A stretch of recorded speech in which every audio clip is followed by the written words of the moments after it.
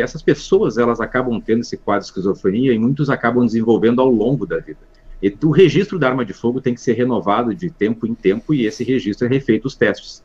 A gente não tem como dizer aqui nós estaríamos divagando e entrando no mundo do achismo, se a gente fosse falar que o camarada, quando fez a compra do armamento ali, já tivesse o quadro de esquizofrenia.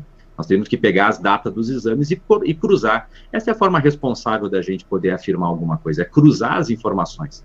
Falar que ele tinha o quadro de esquizofrenia antes da compra do armamento, o Estado falhou de novo. O psicólogo que avaliou, porque a avaliação psicotécnica que é feita com o atirador, ela é bastante rigorosa. Eu desconheço aí, hoje em dia, psicólogos que são flexíveis nisso. Por quê? Porque recai sobre eles quando um caso desse acontece. Quando um caso desse acontece, os registros são arquivados e a polícia e o exército têm acesso a esses certificados aí de liberação da parte psicotécnica.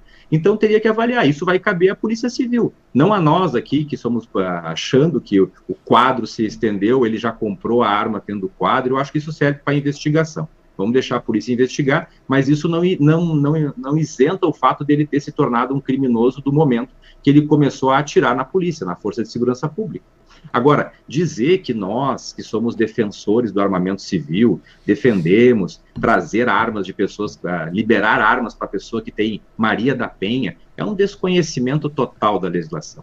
Porque hoje, no momento que tu tem qualquer coisa registrada no teu nome, a Polícia Federal ou o Exército Brasileiro, ele tem acesso a um sistema que fica registrado. Então, se tu registra Maria da Penha, geralmente há um mandato de recolhimento das armas, de forma automática. E se tu tem o Maria da Penha, quando tu vai fazer um registro de atirador esportivo, isso não é liberado. Por quê? Porque lá vai constar que tu não tem idoneidade. Idoneidade, o doutor Alberto deve saber que lá na Lei 10.826 está grifado lá no artigo que exige a idoneidade do cidadão. É um termo meio amplo, é uma lei meio branca para dizer o que é uma idoneidade, mas hoje, na prática, se tu tiver uma discussão de trânsito, tu não compra mais arma. Por isso que colocar nesse balaio todo e generalizar fica muito fácil de rebater, porque eles falam que os CACs aí fornecem armamento e que não têm acesso aos arsenais. Se 99% dos CACs foram registrados na Polícia Federal, quando o presidente Lula assumiu, como é que eles não têm acesso? Afinal de contas, a Polícia Federal não responde ao governo atual? Então, dizer que não tem acesso, entendeu? É uma inverdade aqui dita, tá? É fácil rebater algumas coisas, porque é muito ideológico. Agora, nós tivemos sim, por exemplo, na época do governo Temer, a média de homicídio ficou em 28 para 100 mil. O que no governo Bolsonaro ficou em 21, e agora esses índices estão aumentando.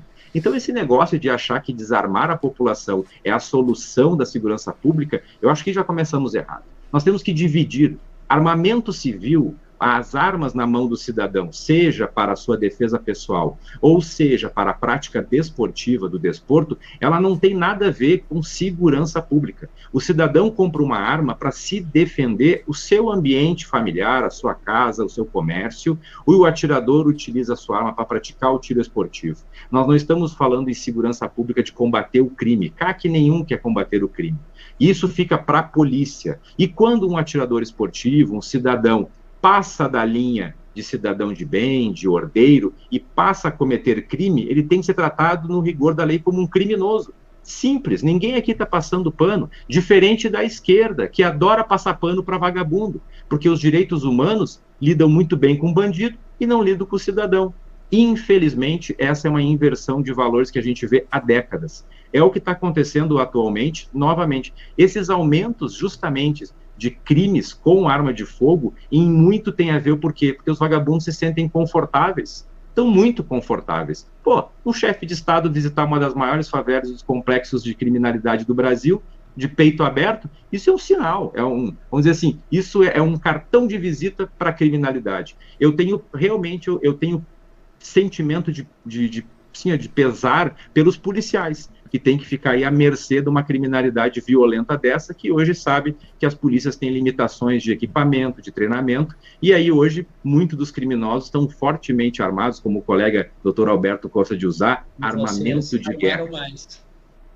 Armamento de guerra, um armamento que não é um calibre de guerra, infelizmente, é o desconhecimento. Quando se fala em fuzil, na verdade, estamos falando de uma carabina, né, uma carabina, e aí falam nos Estados Unidos. Que engraçado, nos Estados Unidos, massivamente, os ataques acontecem nas áreas de Guns Free Zone.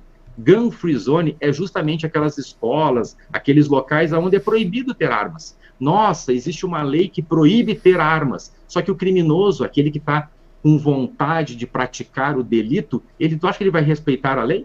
Se ele respeitasse a lei, ele não estava no lado dos criminosos. Então, achar que um papelzinho, achar que uma lei vai barrar o ímpeto de um criminoso de praticar um crime letal, isso não vai mudar. Infelizmente, o Brasil hoje vive essa realidade. A gente acaba discutindo a mesma coisa, chovendo no molhado. O que nós tivemos de fato é que o Estatuto do Desarmamento, em 20 anos, produziu mais de 1 milhão de mortes. Nós estamos falando em praticamente 56% a mais do que nós tivemos nos 20 anos anteriores ao Estatuto do Desarmamento. Então, essa lei realmente tem que ser revisada. O que falam é que existe um lobby muito forte. Se houvesse realmente um lobby forte da bancada da bala, a lei do Estatuto do Desarmamento ela teria sido revogada nos 4 anos do presidente Bolsonaro. E não foi. Pelo contrário, o regulamento não foi tão libera-geral. Foi até restritivo em alguns pontos.